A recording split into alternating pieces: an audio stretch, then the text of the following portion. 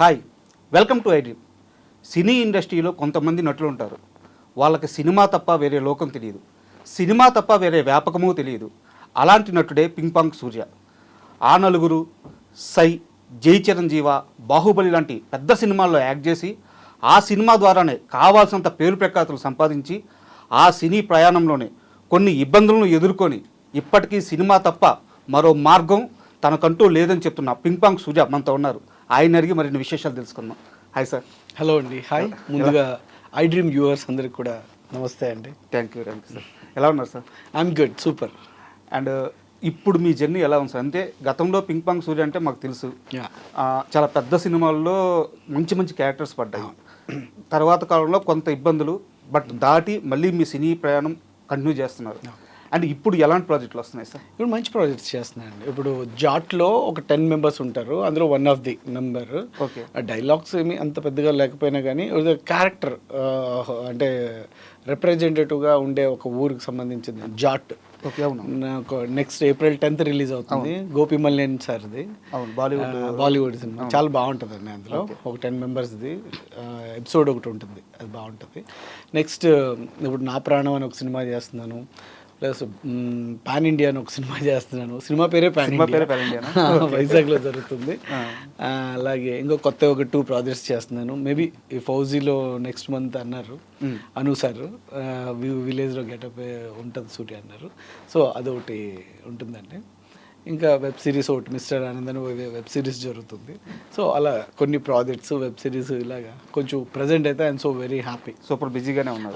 రామ్ బజరంగి అని రాజ్ తరుణ్ ప్లస్ సందీప్ మాధవ్ కలిసి ఒక ప్రాజెక్ట్ చేస్తున్నారు. అందులో కూడా రాజ్ తరుణ్ పక్కన ఒక ఫ్రెండ్ క్యారెక్టర్, మంచి క్యారెక్టర్ ఒకటి చేస్తున్నారు. అండ్ ఫౌజీ అన్నారు కాబట్టి అడుగుతున్నాను, ఆ క్యారెక్టర్ ఫౌజీలో ప్రభాస్ గారే రికమెండ్ చేశారంట, మీకు నిజమేనా? అవునండి. అంటే ఫౌజీ అండి అన్నను కలిశాను రాజ్యసభ అప్పుడు. ఏదన్నా మన దాంట్లో చేద్దుగంటారా చెప్తాను నేను అని చెప్పారు. సో అలాగా ఫౌజీలో అన్న చెప్పడం జరిగింది. అండ్ ఒకప్పుడు పింక్ పాంగ్ సూర్య కంటే తనని గుర్తు చేసుకొని పిలిచి మరీ అవకాశాలు ఇచ్చే కొంతమంది ఉండేవాళ్ళు, పెద్ద పెద్దవాళ్ళు. రాజమౌళి గారు కానీ, అండ్ మదన్ గారు కానీ, ఆయన మీరు చేసిన ఆ నలుగురు సినిమా చంద్రసిద్ధార్థ్ గారు, వీళ్ళందరూ కూడా మీకు పిలిచి అవకాశాలు ఇచ్చారు. మీరు అలాగే ఎదిగారు కూడా. అండ్ ఇప్పుడు సూర్యాని పిలిచి అవకాశాలు ఇచ్చే మేకర్స్ ఎవరంటే ఏం చెప్తారు? లేదండి, అంటే అప్డేట్ కొత్త వాళ్ళు వస్తున్నారు. మ్యాట్ 2 కానీ, అంటే ఎప్పుడు కూడా నేను కూడా ఒకప్పుడు అలా వచ్చినవాడిని, కొత్తగా వచ్చినవాడిని. డెఫినెట్గా ఈ క్యారెక్టర్ ఇది సూర్యకి బాగుంటుంది అంటే ఇప్పటికీ డెఫినెట్గా పిలిచి ఇస్తారు. I'm so very happy. ఎందుకంటే నేను చేసిన క్యారెక్టర్స్ గతంలో కూడా మంచి క్యారెక్టర్స్, మీరు ఇప్పుడు చెప్పినట్టు సై, ఆ నలుగురు, జై చిరంజీవ, కంత్రి, ఉల్లాసంగా ఉత్సాహంగా, బాహుబలి. సో ఇలాంటి అంటే ఒక మంచి రోల్స్ రావడం అన్నది, డైరెక్టర్స్ నన్ను నమ్మి ఇవ్వడం అన్నది నా అదృష్టం. నేను ఎప్పుడు కూడా వాళ్ళకి రుణపడి ఉంటాను డైరెక్టర్స్కి. అంటే ఆ క్యారెక్టరైజేషన్, ఒక ఆర్టిస్ట్ ఇది బాగా పర్ఫామ్ చేయగలడు నన్ను నమ్మి ఇచ్చినందుకు నేను ఎప్పటికీ వాళ్ళకి రుణపడి ఉంటాను. సో ఇప్పుడు ఈ ట్రెండ్ ఏమవుతుందంటే ప్రతిదీ కూడా కొత్తగా వస్తున్నారు మళ్ళీ, అంటే జనరేషన్ మారిపోయింది, అప్డేట్ జస్ట్. సో ఈ అప్డేట్ టైంలో కూడా నాకు మళ్ళీ పిలిచి క్యారెక్టర్స్ ఇస్తున్నారంటే ఐఎమ్ సో వెరీ హ్యాపీ అసలు. సో అలాగే ఇప్పుడు ఎవరు చేసినా ఈ క్యారెక్టర్కి సూర్య సరిపోతాడు అనుకుంటే డెఫినెట్లీ నాకు కాల్ చేస్తారు, నేను వెళ్ళి అప్రోచ్ అవుతాను. డెఫినెట్గా ఏది బాగున్నా, అది ఎలాంటి క్యారెక్టర్ అయినా సరే I'm ready to do. And ఇది జనరల్గా అందరిని అడిగే క్వశ్చన్, మిమ్మల్ని కూడా అడుగుతున్నాను. ఇండస్ట్రీలో అవకాశాలు రావాలంటే ప్రాసెస్ ఏం సార్? మనం మేకర్స్కి టచ్లో ఉండాలా? ఆ రోల్ మందైతే అదే ఎత్తుక్కుంటూ వస్తుంది? లేదండి, ఆ రోల్ మందైతే వెతుక్కుంటూ వస్తుంది ఇవన్నీ కాదండి. ఎందుకంటే ఇప్పుడు చాలా రికమెండేషన్స్ అయిపోయినాయి. ఇప్పుడు ప్రొడ్యూసర్స్ తరఫు నుంచి రికమెండేషన్స్ ఉంటారు, డైరెక్టర్ తరఫు నుంచి రికమెండేషన్స్ ఉంటారు. So manager, co director, everything. అంటే ఒక క్యారెక్టర్ ఉందంటే ఇది వరకు ఒక క్యారెక్టర్కి 4 కాంపిటీషన్ ఉంటే ఇప్పుడు 40 మంది కాంపిటీషన్ ఉన్నారు. సో ఆ కాంపిటీషన్లోంచి ఆ క్యారెక్టర్ మనం చేసి అది ఎడిటింగ్లో కట్ అవ్వకుండా థియేటర్లోకి వచ్చి ప్రజెంట్ అవడం అన్నది ఇట్స్ టాస్క్. చాలా అలా మారిపోయింది. సో అలాంటిది మనం డెఫినెట్గా టచ్లో ఉండాలి, వెళ్తూ ఉండాలి, కలుస్తూ ఉండాలి. ఇప్పుడు సినిమా ముందు వెళ్ళాం అనుకోండి, డైరెక్టర్ అంటారు అరే ఇంకా టైం ఉందిరా, చాలా టైం ఉంది, నేను చెప్తానులే సూర్య అంటారు. అదే సినిమా స్టార్ట్ అయిన తర్వాత అరే ముందు వస్తే బాగుండేది కదరా, రే అసలు ముందు వచ్చి ఉంటే ఆ క్యారెక్టర్ నీకే చెప్పాను. సో ఇలాగా ఇట్స్ అ టైమ్. అంటే మనం వాళ్ళకి టచ్లో ఉండే ఎందుకంటే ఒక మనిషికి ఒక డైరెక్టర్కి అంటే ఒక లాట్ ఆఫ్ క్యారెక్టర్స్ ఉండొచ్చు, అన్ని 24 క్రాఫ్ట్స్ మీద వర్క్, బిజీగా ఉంటారు, మైండ్ థింగ్ అంతా ఆ క్యారెక్టర్ మనం కానీ అంటే మనకే ఇవ్వాలి అని స్పెసిఫిక్గా ఉంటే డెఫినెట్గా పిలిచిస్తారు. ఒకవేళ ఆ టైంలో ఐడియా రాకపోతే మనం ఈ క్యారెక్టర్ సో ఎవరు వచ్చినా సరే అందులోంచి బెస్ట్ తీసుకుని వాళ్ళకి ఇస్తారు. సో అంటే ఇది మనకి ఇస్తారు, ఇది మనకి రాలేదు అన్న నేను ఎప్పుడూ బాధపడలేదు. మన దాకా వచ్చింది, మనకి ఇచ్చింది మనది, మనం ప్రూవ్ చేసుకోవాలి, దట్స్ ఆల్.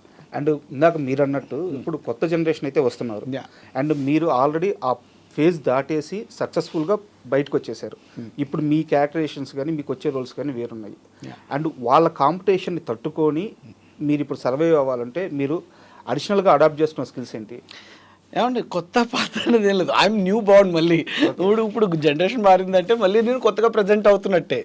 సో అంటే ఆ యాక్టింగ్ అన్నది లాట్ ఆఫ్ చేంజెస్ వస్తున్నాయి. సో మనం ఒరిజినల్ గుడ్డు 5000 యూనిట్స్ కొనుక్కునే సిచ్యువేషన్కి తీసుకొచ్చారు సినిమాని.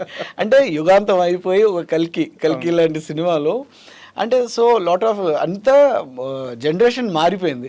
సో అలాంటి సిచ్యువేషన్లో ఇప్పుడు మన క్యారెక్టర్ ఇస్తే మనం ఎలా చేయాలి కొత్త వాళ్ళతో, ఆ ఫీల్ ఎప్పుడు నేను ఆలోచిస్తాను అంతే తప్ప ఏదో మనం ఎప్పుడో వచ్చాము సక్సెస్ అయిపోయాము నెక్స్ట్ ఇంకో ఫేజ్ వస్తుంది ఆ ఫేజ్ని ఎలా ఎదుర్కోవాలని అదే ఉండదు. I'm new. ఇప్పుడు ప్రతి క్యారెక్టర్ కొత్తగానే ఉండదు. ఇప్పుడు హీరో ఫ్రెండ్ క్యారెక్టర్ 10 సినిమాల్లో చేసినా ఆ క్యారెక్టరైజేషన్ వేరుగా ఉంటుంది. సో ఆ ట్రెండ్లో ఇప్పుడు ఏ క్యారెక్టరైజేషన్ ఉంది, ఏం ఫాలో అవ్వాలన్నది నేను ఆలోచిస్తాను, దట్స్ ఆల్. అంతే తప్ప ఎప్పుడో వచ్చాము సక్సెస్ అయిపోయామో ఫెయిల్యూర్ అయ్యామా ఇవన్నీ నాట్. అసలు నిన్నటిది మనకి అవసరం లేదు, రేపటి ఏంటో అన్నది మనకు తెలియదు. జస్ట్ స్టిల్ నౌ ప్రజెంట్ మనం ఏం చేయగలుగుతున్నాం అన్నది నేను 100% దానికి వాల్యూ ఇస్తాను. అండ్ సూర్య అంటే ఆల్రెడీ అందరికీ తెలిసిన పర్సన్, ఇండస్ట్రీకి కొత్త కాదు, ఆడియన్స్కి కొత్త కాదు. కాకపోతే మీ లైఫ్లో ఒక కొంత చిన్న ఫేజ్ అయితే ఒక సమస్య అయితే నడిచింది, అది జరిగిపోయిన ప్రస్తావన కాబట్టి నేను దాన్ని ప్రస్తావించట్లేదు. అది అయిపోయిన తరువాత మీరు ఇండస్ట్రీలో మళ్ళీ అవకాశాల కోసం వెళ్ళినప్పుడు ఎవరన్నా దూరం పెట్టడం కానీ, తెలిసిన వాళ్ళైనా సరే మాట్లాడకుండా పక్కకి వెళ్ళిపోవడం కానీ ఇలాంటివి జరిగింది? లేదు. అంటే వాళ్ళ దూరం పెడతారో లేదో తెలియదు అని నాకే అన్కంఫర్టబుల్గా అనిపించింది. అరే ఏమనుకుంటారో ఏంటో అనేది. తర్వాత అరే ఏమనుకోవడానికి మనం ఏదైనా తప్పు చేస్తే ఏదైనా అనుకోవచ్చు, నిజంగా మనం డేర్ టు ఎదురుగుండా ఫేస్ చేసిందే కదా అని చెప్పి నేను అందరినీ అప్రోచ్ అవుతున్నాను. ఎవరి దగ్గర కూడా అలాంటి ఏం ఫీలింగ్ నాకు ఎప్పుడు చూపించలేదు. ఎందుకంటే నేనంటే ఏంటో తెలుసు. ఇప్పుడు మనకు సినిమా తప్ప వేరేది ఏం తెలియదు. నేను ఎక్కడో పుట్టాం, ఎక్కడో పెరిగాం, ఎక్కడో ఉంటున్నాం, ఎక్కడో తింటున్నాం. సో పోయేది మాత్రం సినిమా ఇండస్ట్రీలోనే, అదైతే కన్ఫామ్. ఎందుకంటే ఇప్పుడు ఎక్కడో రాజమండ్రిలో పుట్టి ఎక్కడో చదువుకొని మళ్ళీ ఇక్కడికి వచ్చి ఇండస్ట్రీలో సెటిల్ అయ్యి మళ్ళీ ఎక్కడికి వెళ్తామో ఏంటో అన్నది వేరే థాట్ అయితే లేదు. పోయేదైతే మాత్రం ఖచ్చితంగా కన్ఫామ్ ఇండస్ట్రీలోనే, సినిమా అంతే. అండ్ ఒక చిన్న క్వశ్చన్ సార్, ఒక సీరియస్ క్వశ్చనే. ఇప్పుడు మీరు అన్నారు కాబట్టి అడుగుతున్నాను. ఏదైతే ఒక హత్య కేసులో మీ పైన ఆరోపణలు వచ్చినాయో అది ఆరోపణలు వచ్చినాయి, మీరు లీగల్గా ఫేస్ చేశారు, మీ ప్రమేయం ఎంత మాత్రం లేదని చెప్పి మిమ్మల్ని కనీసం మీకు నోటీసులు ఇచ్చారు కానీ అరెస్ట్ కూడా చేయలేదు. మీరు బయటకు వచ్చేసారు దాని నుంచి, కోర్టు ద్వారానే బయటకు వచ్చేసారు, మీకు ఎలాంటి ప్రమేయం లేదు. బట్ ఎక్కడో మీలోనే మానసికంగా బాగా కుంగిపోయినట్టు. అవును, అంటే మీరు తప్పు చేయకుండా బయటకు వచ్చేసినా కానీ అది పలుగురికి చెప్పుకోవడానికి కూడా మీరు సరైన ప్రయత్నం చేయలేదు. ఇప్పుడు నలుగురిని కలవడానికి కూడా కొంత టైం తీసుకున్నారు. మీరు ఏ తప్పు చేయనప్పుడు మీకు ఎందుకు సార్ అంత? అదే చెప్తున్నానండి. ఇప్పుడు ఒక మనిషి కష్టపడి పేరు తెచ్చుకోవడం చాలా కష్టం, స్ట్రగుల్. వెంటనే ఒక నిందొచ్చి మీద పడిన తర్వాత దాన్ని ఫేస్ చేయగలగడం షాక్ లాగే ఉంటుంది. ఆ ట్రాన్స్లోంచి నేను బయటికి రావడానికి టైం పట్టింది అంతే తప్ప నేను ఏదో చేశాను నాకు ఏదో అయిపోతుంది అన్న ఫీల్ నాకు ఎప్పుడూ లేదు.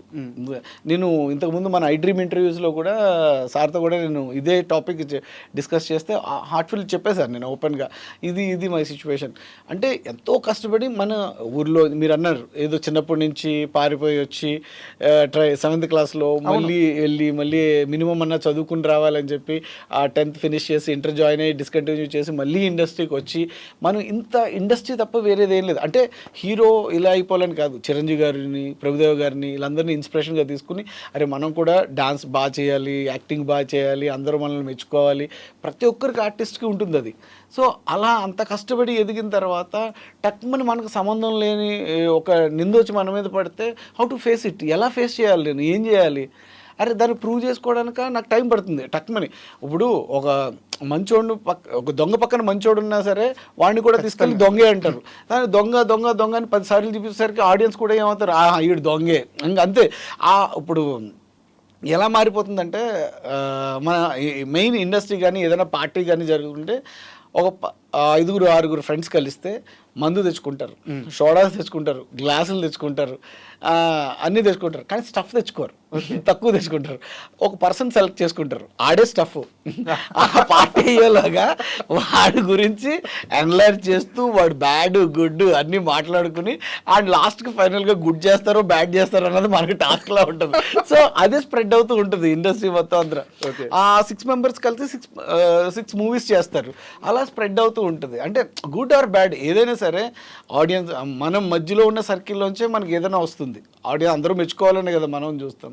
సో అది పాజిటివా నెగిటివ్ అన్నది మనం వాళ్ళు మాట్లాడుకునే దాన్ని బట్టి మనం రిప్రజెంటేటివ్ వాళ్ళు మాట్లాడుకున్న తర్వాత మనం ఏంటి అన్నది తెలుస్తుంది. బట్ ఎనీహో మీరు ఆ ఫేజ్ దాటేశారు, సక్సెస్ఫుల్గా జర్నీ చేస్తున్నారు, వెరీ హ్యాపీ సార్.